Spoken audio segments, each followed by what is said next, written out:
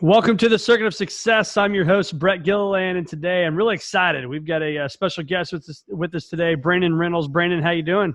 Doing well. Thanks for having me on the show, Brett.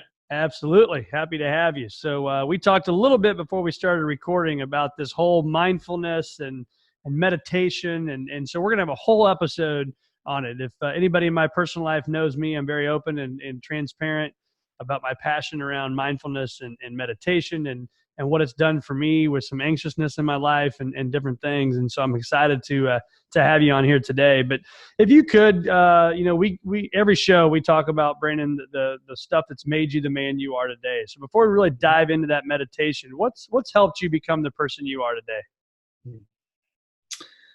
The first thing that comes to mind is just the kind of mentors and guidance that I've had along the way in my path. And one of the first people that comes to mind was a professor at the University of Michigan, where I went to school, and the way that he listened and guided and kind of led the class. I was in the business school at the time, and it was a psychology class, and it really influenced the way that I kind of thought about learning and development, and also coaching and mentoring.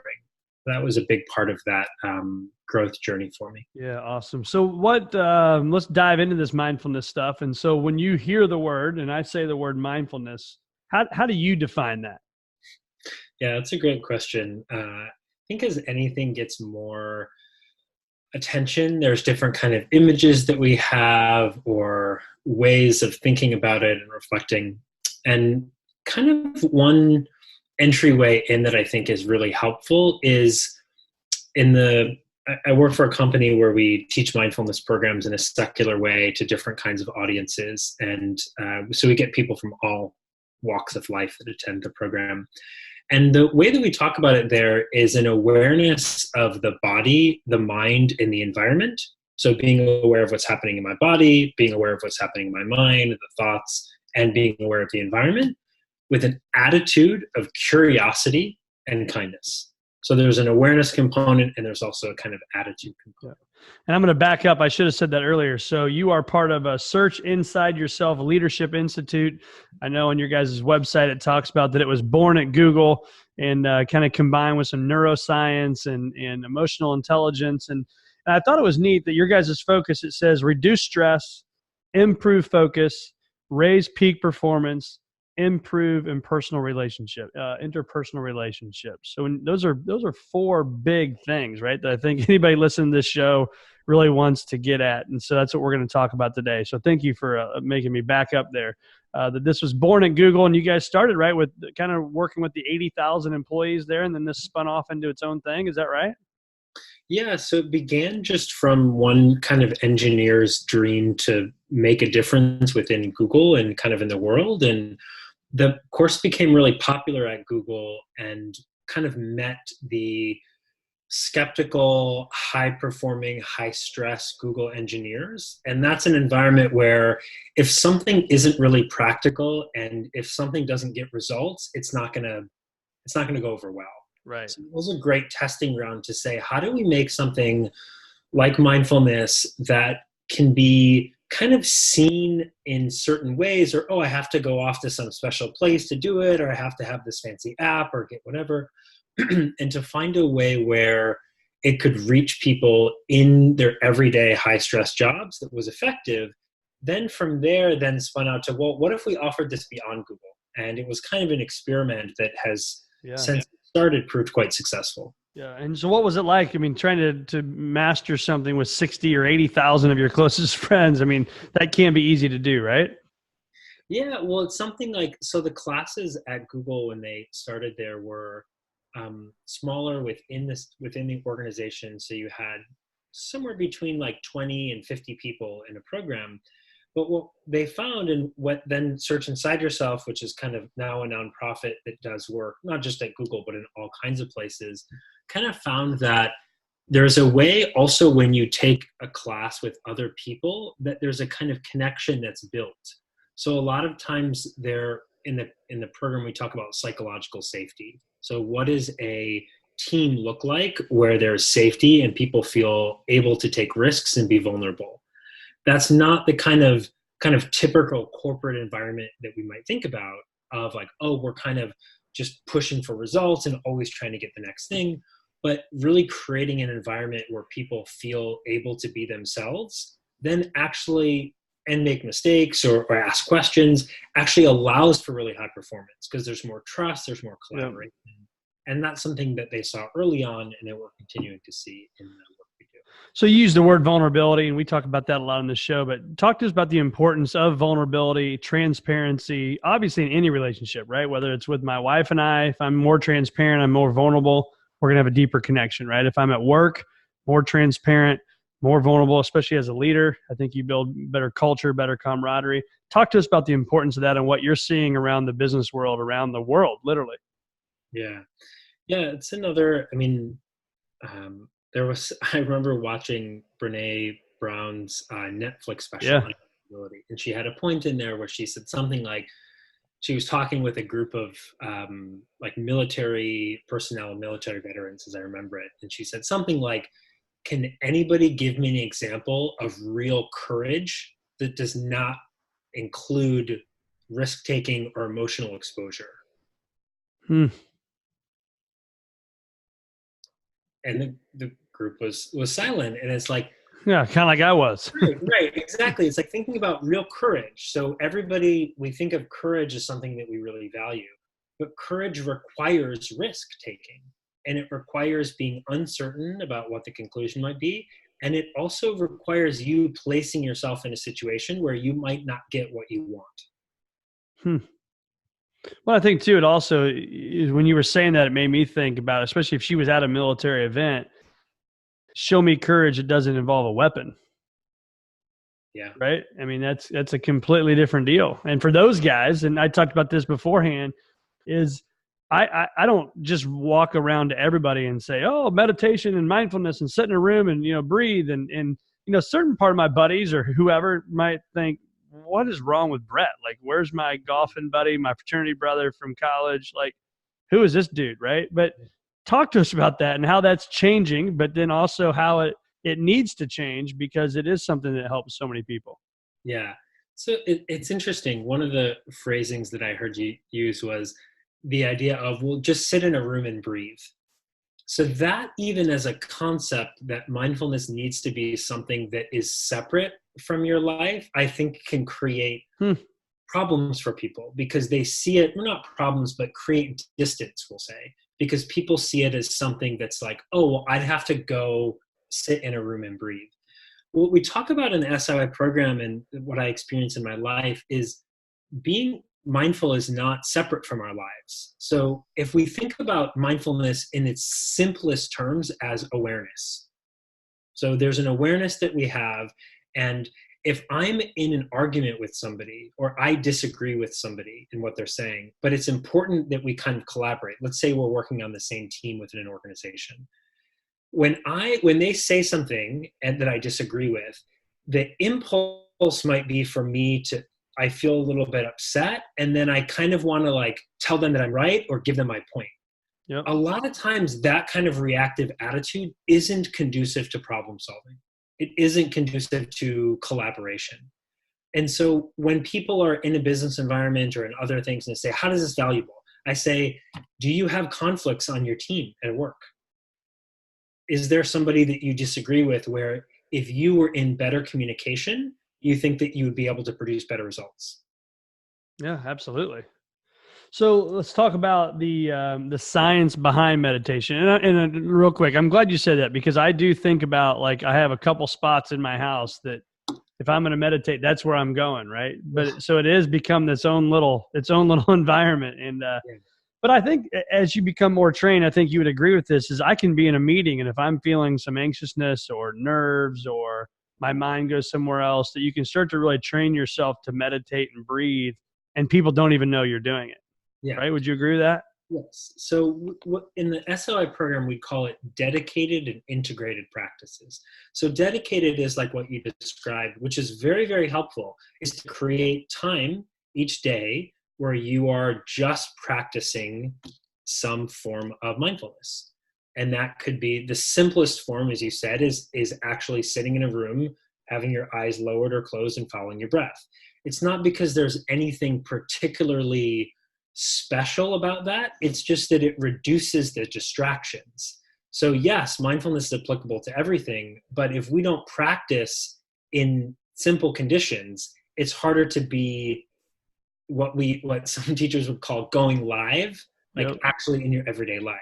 So, I mean, and there's all kinds of analogies. I know you have sports athletes that are on the show. And if you had an athlete that never practiced, but just showed up for the game, they're not going to be successful. No. So practicing, right, going to the batting cages, practicing your swing, going to the gym, lifting weights, that's the analogy of being in a room following your breath. It's the training. Yep. At the same time, the practice is not the game. So it's not like the reason why somebody lifts weights and goes to the batting cages is just to lift weights and go to the batting cages. It's because it helps them in the performance when they have to hit the ball or they have to run and they need their muscles. Yep. So that's in that same way for meditation and mindfulness, you have a way into which you're practicing solitarily or with a group in a certain way, but that helps you then to interact in your everyday life. Got it. So talk to us about the science behind it. Obviously there's, we've heard it, but what is actually happening if I sat down in that said chair in my house and I spend 5, 10, 15, 20 minutes just being mindful, breathing, what's actually going on in my body? Yeah. A lot of stuff is going on. So there's a lot of more than I even have an understanding of in there. Totally. So one of the things is so first a caveat in the scientific space, there is a lot of research that's happening. So if you look at over the last 10 years, the amount of research that's been done around mindfulness, the slope on the graph is increasing steadily. So there's a lot more research studies that are happening now than were happening 5 years ago and definitely 10 years ago. That said, we're still pretty early on in the infancy of the research, but it points to some It points to some things that I think are really interesting to pay attention to. So one is around what's kind of called the default mode network in our brain, which is the part of the brain, it's a series of regions, and it's basically active when we're just kind of mind wandering, or if you're just sitting there and your brain's just kind of going all over the place. And what happens is with mindfulness practice, kind of dedicated practice, you're more able to bring attention into what's happening in your life. So in the brain, it's supporting you in creating a little bit more areas of what's called the central executive network. So areas where you're kind of needing to focus to make a decision. No, there's nothing wrong with mind wandering, but a lot of the issues, especially with technology in our lives, is that a lot of the time we're not actually paying attention to what we're doing. And this can be a problem, right? If we're in a conversation with somebody and they're saying something important, it could be with our family or our friends, really being present. It could also just be for our lives. So let's say we've paid money to go to a nice restaurant and we're about to sit down and we're really excited about the food or the thing, but then our mind's thinking about, oh, well, after dinner, I got to do this thing and do that. And we totally miss the meal. Right. You miss the moment. You miss the experience. Yep. So that's part of what we're seeing is a little bit of brain regions that are associated with kind of our ability to manage attention. And the other thing we're seeing more research is coming out on is just how we deal with stress. So there's a part of the brain called the amygdala, which is often seen as the kind of alarm center of the brain. So it's where it's like detecting threats and opportunities. And typically it's part of what is a part when we're really reactive. So as we were talking about earlier, maybe somebody says something and we kind of have that fight or flight reaction. Right. There's more capacity when that thing happens. Typically, like what happens in the brain, if somebody's triggered, their prefrontal cortex, so the part that's responsible for decision making, kind of rational weighing the pros and cons, that part kind of goes offline. So you don't, like, there isn't blood flow, there isn't access to our rational thinking when we're triggered. And so what happens is when we're practicing being with the breath, we're practicing being with our experience, we're practicing being with difficult people and difficult situations, we're getting more skill of saying, oh, I'm triggered right now, And actually writing this email or saying this thing is probably not what's going to be helpful. Let me actually take a pause and think about what I want to do. And that allows for more access to our thinking brain. Got it. And isn't it also, it's lowering our blood pressure, raising the oxygen level in our blood. And I mean, it actually is proven that it will lower your anxiety because it's slowing your heart rate down, right? Everything like that. Yeah, I mean, there's definitely a lot of studies that are out there around the effect on the body and things like heart rate. There's stuff on heart rate variability. There was a study done around psoriasis that people with meditation experience have less like skin conditions. So there is some, benefits. I think that That's crazy. Yeah, it is. And it's partly because I think there's just a lot of connection between our levels of stress and the effect on the body. And I think we're just beginning to understand that. So how does a guy like you with your expertise, I mean, you've studied this stuff for years, you've been in Dubai, you've been all over the world, right? And you've studied with one of the best in mindfulness, right? What was that person's name? Thich Nhat Hanh. Yeah. And so talk to us about that.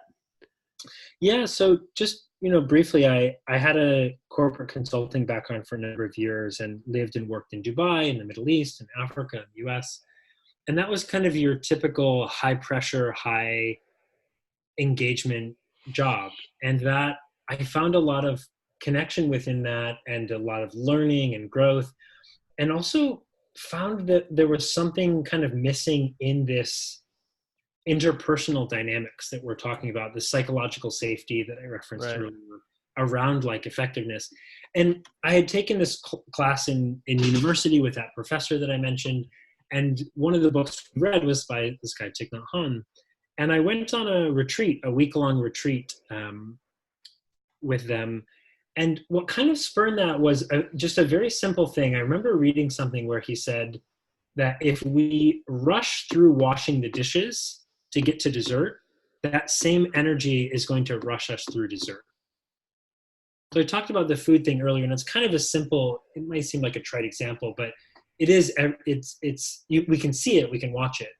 So I recognized, if I'm rushing through something to get to something else, that energy of rushing kind of stays with me.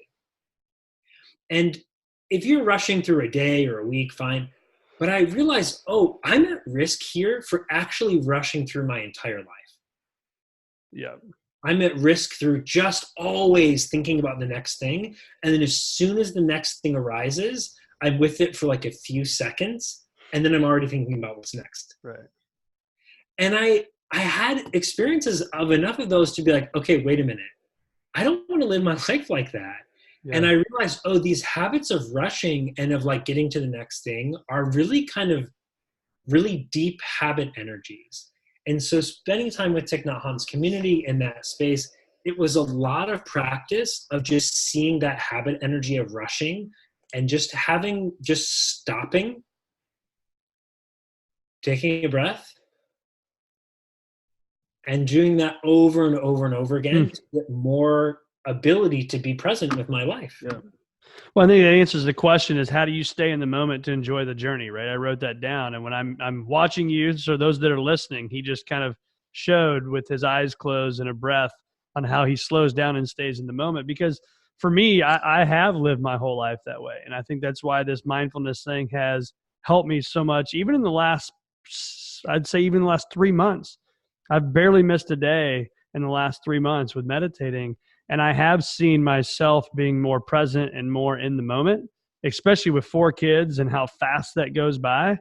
I mean, it's like my oldest is in 8th grade. Like it just seems like yesterday he was in kindergarten and now I'm taking my 4th kid to kindergarten. Right. And it's sad, it's depressing, and it's exciting to watch them grow. And I say sad and depressing because it's like, I look at my last vacation, I've only got 4 or 5 left before they go to college, right. As a family.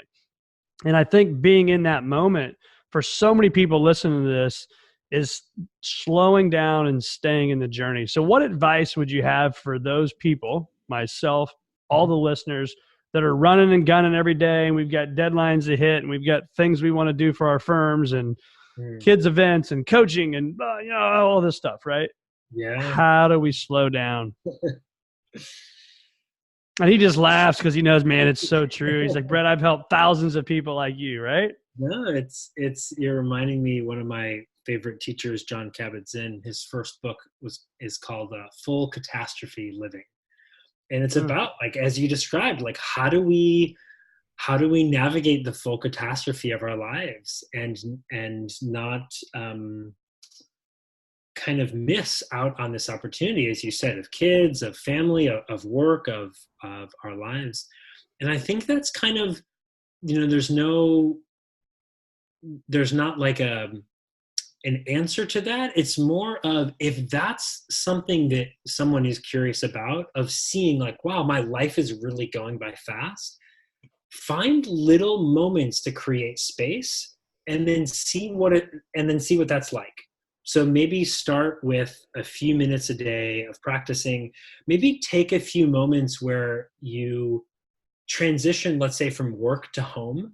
So let's say maybe even you're listening to this podcast on your drive home, or something like that, or right before you open the door, before you come home and you see a partner, your kids, whoever, take a minute to just kind of feel your feet on the ground, feel yourself where you are, take a deep breath,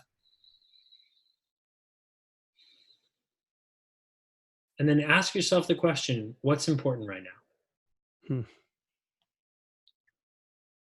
That's important right there. So I'm writing that down. What's important right now? Because you're right. Because I think so many parents, we talk, it's, you come in the phone. I'm guilty of it, right? I come in the phone, or I come in the garage. I'm like this, right? I'm on the phone, right? And then I got to go see you. And then I open the door, and then boom, and then it's like, well, no wonder stress is added, and no wonder there's tension with maybe a child or whatever it may be. But we're setting ourselves up for failure by doing that, right? Yeah. There's a way also of creating, and I'm thinking of something that John Kabat-Zinn shared around voluntary simplicity. And it's creating, like, taking those little moments of your life and seeing that the tendency can be to just stack all of our moments back to back. So as you said, you finish the drive, you're wrapping up the phone call. As soon as the phone call's done, boom, the next thing. And what happens when we do that over time is that it does stack our experiences close together. And let's say you're on a phone call with somebody, and right before they end, they're like, yeah, that big project that we're thinking about, I'm not really sure if we got all the things we need to make that happen. And so you then feel a little afraid because maybe there's this business thing that isn't. And if you hang up the phone and the next thing you do is you talk to your kids, you're going to bring that energy of uncertainty and like into the interactions with them. So then maybe they're telling you something about their homework, and then suddenly you get really upset. And it's like, oh, where did that come from? When we're stacking our stuff close and not seeing how things affect us, we're playing out our reaction. And I think too, we can talk about all the good things and stuff too, but I would assume that, Brandon Rennels' life's no different than everybody else's life. There's difficult things that happen every day. And how is your reaction maybe different today than it was 5 or 10 years ago with that same negative news that I may get and jump off the deep end, right, and get mad, whatever it may be? How do you handle that? Because you obviously have bad stuff that happens in your day. Totally. So this is a great question, and I think something that's really, really important for anybody that is especially for those who are beginning a path like this. It's so easy to project and think that mindfulness and even kind of self-improvement stuff in general is going to like kind of allow you to be happy all the time. And I think people, even if they don't explicitly think that, underneath there's this idea that like, oh, I'm going to become better and I'm going to become more happy, and then I'm going to be less stressed, and then I'm going to be really clear in times of conflict, and I'm going to be really like successful. And it's kind of confusing because some of those things can start to happen. But what I've realized for me is I become more okay with being human.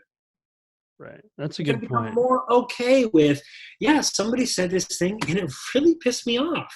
I really felt upset by that. Or wow, there's this thing happening and this person said this thing, and I'm actually really kind of afraid about this. And instead of kind of covering it over, so I think as a quick little investigation, I found this for a lot of males. Sometimes we feel angry, and what's underneath the anger is fear, but we're more used to feeling angry. And so Yep. we actually see, oh, underneath this, I'm afraid. So let's say a kid did something that they shouldn't have done and you got upset. Well, actually you're upset because you care about them. And so there's something underneath there. And for me, it's like I watch, this thing happened and here's my reaction. In the Thich Nhat Hanh tradition, he called it a second arrow. So it's like there's the first arrow of the thing that happened that sucked. Somebody said something happened, you got some news, it sucks. But what happens is we often add a second or third or 200th arrow on, why did this happen? I can't believe it. If only I'd have done X, if only so-and-so was different. And that's just oftentimes making things worse. Yep. So for me, when something challenging happens, it's where my practice is at right now is like, wow, it's okay to wake up and be in a bad mood. It's okay to have a day where it's just like, I just don't feel like really sucks. I don't want to do this. Right? I just don't want to do this. Right? And being okay with that is very different from fighting that. Yeah. I'm raising my hand because I'm the guy that has fought that. And if I'm not in that best mood or I'm happy, you got to get up and do it anyway. Right. And that's the whole taking action. That's the action part of the circuits of success. But it is being at peace and being okay with understanding not every day you're going to want to go out and do it. Yeah. Right. And there's a nuance there in what you described, because the action part is so interesting because oftentimes we want to take action immediately. Yep. And actually what we need to do is take a moment or a few moments. Mm-hmm. At the same time, there is a component that sometimes our way of feeling can follow our actions. So that element of we won't get up and do it, that can be with meditation practice. So anybody who started a regular practice is going to have days where they really don't feel like doing it. Yep. And some days it's okay. The same as if you're an athlete and you do drills every day, you go to the gym 6 days a week. Some days you're like, I just don't want to do it. Right. And that's okay. Yep. And there's an element of commitment here that's like, oh, I'm committed to not feeling good, but I'm committed to showing up. Yep. And I find that if I show up consistently enough, that does influence my mood, but not because I'm trying to get rid of the mood, right? It's this balance of, can I accept how I'm feeling in this moment because it's what is, right. It's what's true for me right now. And can I then make a choice about what I want to do? Well, I think it's funny too, what we're talking about here is because, especially when I first started at mindfulness and meditation, is I found myself when I would just slow down and give myself 15 minutes to not do anything, just be mindful. It was creating more stress because in my mind, I got to do this and I got to do that. And I need to go make that phone call. And gosh, I should be going to a meeting and I should be doing this. And then it's like, and I hear that now. So, I have my normal wealth management clients and I have coaching clients. I help them with kind of just business and life coaching and all that stuff. The number one thing I hear, even from our own advisors, is, yeah, but I've got this, this, this, and this. And it's trusting the process that you will slow down to speed up. Fair? Yeah, I would say slow down to have more clarity. Yep, I would agree with that. The clarity is like what is actually important. So there are times when my mind says, this is really important. This is really important. You need to do this. And a lot of the time that's not true. Sometimes it is true, right? I was doing laundry and I'm like, oh, I could go down, but then I would be late for this call. I'm going to wait on that. Right. This call is important. I want to be on time to this.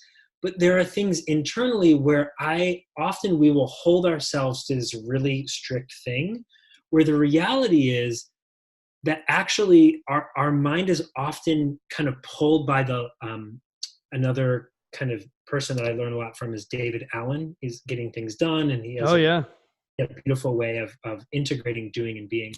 And what he'll often say is we are often drawn by the latest and loudest. So our mind Sure. kind of gets pulled by the latest and loudest thing. And that when we're reacting from that place, we often find that we're not actually getting to what's most important. Yep. So the pausing, and again, slowing down, it could have the idea, but I don't want to slow down. So pausing to create a sense of clarity. What is it, let's say even in this, before a meeting. So at Search Inside Yourself where I work, we'll start meetings with a minute to arrive. That's a minute where the team, who's ever in the team, takes a minute. They kind of connect with themselves. Okay, what's really important in this meeting? It's important that we get to these things. It's important that we discuss this, whatever. That helps that bridge. Now, for some companies, a minute to arrive may be too much. In silence, it may be awkward. So we say, okay, when you start a meeting, have a moment where you invite everybody to reflect on what's most important to them in this meeting, right? That's that moment to come back and then to sense into what's valuable here, that again, interrupts this kind of habitual autopilot of always going to the next thing and always kind of rushing to what's next. I like it. Lots of notes here. So talk to us. You are a University of Michigan grad, one of the best business schools in America, graduated with honors, all this stuff. So I'm giving you some street cred here, right? Because we're down in Illinois country, Mizzou country. But anyway, you talk to us about how you explain the difference between IQ and EQ. And people that don't study this stuff and read these books, you hear EQ, but do you really know what it means? Yeah. What? See, I wish I could be as calm as you right now. Like I feel stressed if I have to take a deep breath and pause on an answer. Yeah. So let's debrief that in this moment, because that's a real thing, right? So it's, for me in this moment, it's like, oh, I'm on the show and I'm talking with you and I know people will be listening. And so can be a tendency to just say, kind of, you ask a question, boom, I respond. Right. But I notice that if I do that, I'll often just say the very first thing that comes to mind, versus like actually letting the question land, thinking about it for a moment, and then sensing, oh, how would I like to respond? And so that is socially, there's such a thing. Also, if we don't know somebody, so I'm just meeting you and I want you to like me, of course, right? We have these identity things, and just because I practice mindfulness doesn't mean I don't care what other people think. Right? But that also, I'm aware, I might just say the kind of token thing that I always say, or maybe actually let me sense into like, oh, yeah, how might you address that question? And it's going to be a different answer. I'm saying this now, so hopefully Ryan Barkey, our general counsel, is watching this, because he's like the king at this, man. He'll like take a deep breath and kind of pauses, and I'm like a quick, like, let's go, let's get after it. And he's like this mindfulness, like, guru, I guess. I'm going to have to give him credit now, because he's probably going to listen to this and hear it. But I like that, because you're right, because immediately I want to go to the answer. And I think most of us listening to this do that, right? Here's the question, boom, here's the answer. We're fixers, right? Type A, hard charging personalities. We're fixers versus just slowing down enough to really be articulate in what we're thinking. Yeah. It's like the purposeful, we would call it like a reaction versus a response. And sometimes, I think it's important to caveat, it's important that mindfulness doesn't need to be seen as something that has to be slow. So I can, sometimes there's conversations, you're going back and forth, and it's great. There's nothing wrong with that. And sometimes if you're an athlete, you're moving, you're going quick, you're feeling what's called in the flow, right? You're really in the moment, present, but you don't have to be rushing. Like, there's a qualitative difference between going fast and rushing. Yep. No, you're absolutely right. I like that. So let's answer that question. IQ versus EQ. How do you describe that? So I think what comes up is, for when we think about kind of analytical intelligence, that is very important to kind of establish as a baseline. So if I'm thinking about somebody in a working environment, so I worked in, as you said, in management consulting, and I went to a top business school, and there's a lot of smart people who go to business schools and who are in management consulting and in finance. A lot of my friends did venture capitalism and investment banking, and they're really intelligent, bright people, very quick, very analytical, very able to problem solve. Yep. That's a kind of what I would call a threshold competency. So in order to get a job or get a kind of a baseline, you have to have a baseline of IQ. You have to have a baseline of understanding how things work, being able to analyze, being able to sort through pros and cons. Great. What separates kind of your average performers and star performers, or average leaders and outstanding leaders, is what we would call EQ, or emotional intelligence. Yep. And in the SIYLI program, we do this in a very simple way. We have people reflect on in their life. So I can ask you to do this right now. Sure. Reflect on Let's do your it. life, someone who you would consider an outstanding leader. So just think of in your mind an outstanding leader. Okay. Now name for me a few characteristics or qualities of that leader. Thoughtfulness, passionate, and purposeful. Great. So there's thoughtfulness, passionate, purposeful. So if you thought about those qualities, if you had to separate them into either IQ or EQ, right? Thoughtful is maybe somewhere in the middle, but passionate and purposeful. Yeah, those are on EQ side. They're a little bit more emotional, right? Like purposeful, it could be a little bit both, but passion is this thing.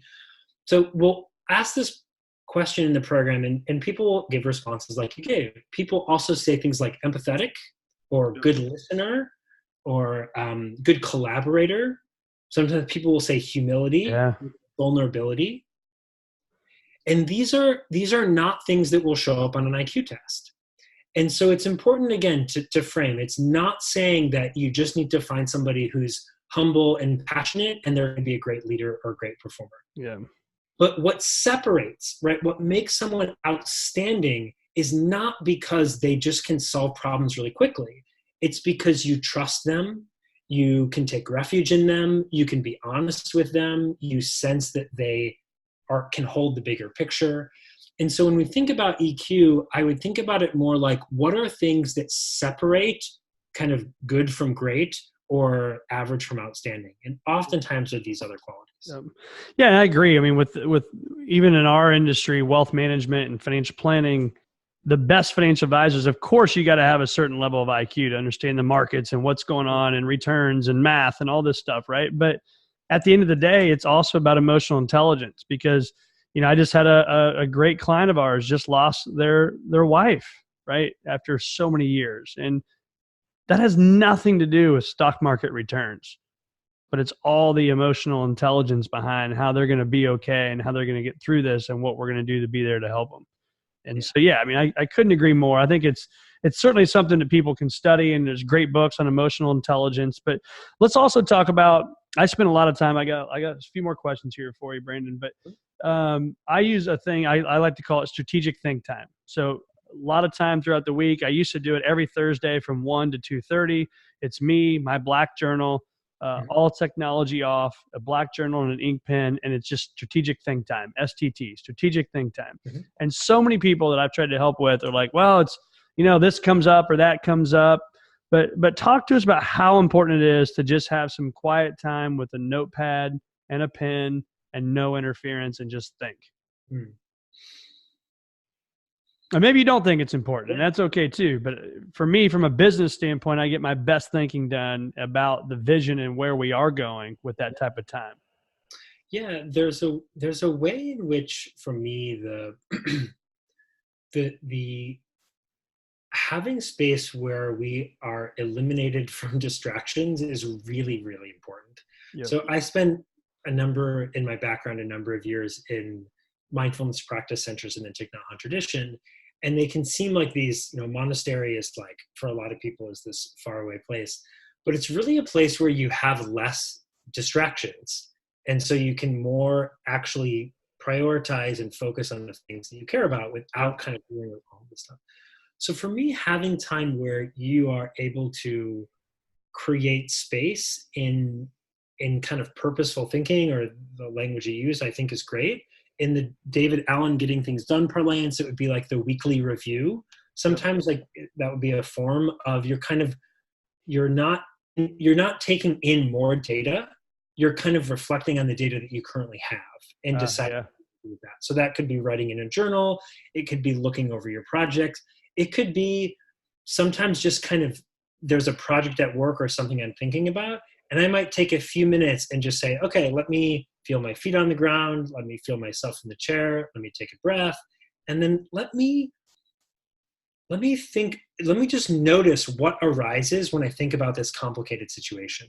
Yep. And sometimes what arises is a solution or an insight but some other way than just like, what's the next step? And so if that's the form that you use of journaling and just having that out, if it's kind of reflecting over your list, if it's just taking some moments to yourself, I think that kind of, again, way to create pause in the day is going to be helpful for clarifying what's important. So for those of you that are listening and not watching, I'm holding up a cell phone right now. So when you see this, when Brandon Rennels takes a look at this cell phone, what's your relationship like with this thing right here? It is a wonderful tool and a terrible master. I like it. Wonderful tool and a terrible master. Tell me more. It is a very convenient device that allows me to listen to music, to know what time I have agreed to be somewhere, to use Google Maps to find something, to look. It's very useful. And as a kind of mechanism for the attention, it's a very slippery slope because it is designed to keep attention. So the notifications, the sounds, the apps, Yep, designed by organizations to keep our attention as long as possible. So there's a kind of way that I recognize it's really useful. And if I just allow myself to be consumed by what's there without taking pauses, I feel really bad after a while. I'm smiling because I don't even know where it's at, but it looks like it's down to your left, like not too far away, just like mine is, right? It's turned upside down. Yeah, that's the way mine So is. that was purposeful, right? Because if it's turned up, it's like the way our attention works, text, right? Here's the thing, there's a buzz, and it's like, do I need to look at this in this moment? It's going to take me out of this? Okay, it's upside down. So do you have a routine with your phone at all? I know a lot of people who find it really helpful to put it like in a drawer or keep it out of the bedroom. Yep. I don't have that many apps on my phone, so I don't personally find it as like to need to have a routine around it. And that's like, I think those kinds of things are, if a routine and certain structure is helpful, great. But it's like whatever the least amount of structure that will allow you to do what you want to do, the better. So for me, less rules is more helpful, but rules are helpful once something becomes like a thing. So in general, like I have do not disturb that starts when I start to get ready for bed, and that is off until I wake up in the morning. So unless like there's things of I don't get text notifications or calls in the night. Yep. That feels like an obvious thing. There's also, I don't get email notifications on the phone. I only get text notifications. Yep. So I check my email at certain times, but if I didn't do that, I would just constantly be getting a barrage of things coming in. Yep. So that's, I didn't realize I actually had rules until you mentioned it, but those are kind of like more, I would say like preventative health. It's like, okay, I only have notifications from humans. So the notifications aren't like news articles or anything from a machine. It's only if a human is directly reaching out to me one-on-one via text. I like it. That's mine. Yeah, I like that. Yeah, I just made about 2 or 3 weeks ago. I took all of my technology out of my room. Yeah. I've kept my phone in there. Just I tell myself, probably because it's like a drug and I can't really get rid of it, but I tell myself because that's my alarm clock, right? Like I can't go buy a $5 alarm clock, but so I have it in there for the alarm. But moving all of my apps to the second and third page and put my social media inside of a folder, so that it's out of sight, it's out of mind. And so I found way less social media. usage and the scrolling, all that kind of stuff. So, and then just making a habit of not looking at that blue light before bed. And they get the rose colored light and all that stuff now, but still it's a bad habit. So while we're on that habit or topic, let's talk about bedtime and maybe even morning time rituals. Anything you can share with our listeners that really helped you to have a productive night of sleep and get to bed and turn off the noise? Yeah. It's a good question. My personal kind of routine on that, I probably sleep more than I think the average person. I would say I'm probably sleeping between 9 to 10 hours a night. Holy smokes. Yeah. I'd pay good money for 10 hours. Right. I know. I don't have kids, so that's not available for everybody, and right. I'm not on that for the rest of my life. But like on a good night, 10. On most, I would say 8.5 to 9. Wow. And yeah, that's kind of what my body asks for. And I find that if I try to skimp on that, I just notice it in the day. Yep. I also very rarely drink caffeine. Mm-hmm. So I'm not like waking up having a cup of coffee or even a cup of tea in the morning. Yep. One of the things that I find that's helpful for when I do, because I travel time zones for my work every now and again. And I find it when I do use caffeine, if I'm not using it on a daily basis, which I haven't for my life thus far, that when I do, it really makes a difference. Yep. But there's something for me of wanting to really respect my body's rhythm and what I need. And I'm aware that when we start introducing chemicals like caffeine to it, it's just you're adding another layer there. And again, for some lives and situations, like if you have a young child and you got 2 hours of sleep and you need to go to work, like, yeah, you do what you have to do. Right. But I also recognize for me that creating kind of sacredness around the time also means that I have to be okay with doing a little less, because what you can do with less sleep, you tend to do more. But I actually, again, coming back to this purposefulness, I find that even if I could say, I could sleep one last hour and then I have one more hour to do stuff. Well, why don't I just be more present with the work that I'm doing and then take the rest that I need, and then it's fine from there. I like it. Last question for you. How many of the fears you've put in your mind over your lifetime, no matter how big, no matter how small, how many of those fears blew up to the magnitude you put them in your mind to be?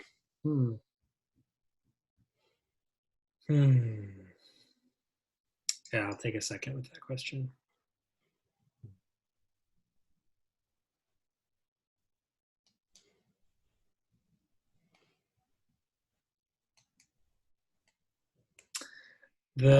What arises in that is I've had situations where the fear that I had played out, but the reality of my ability to have resilience in that, I always underestimated.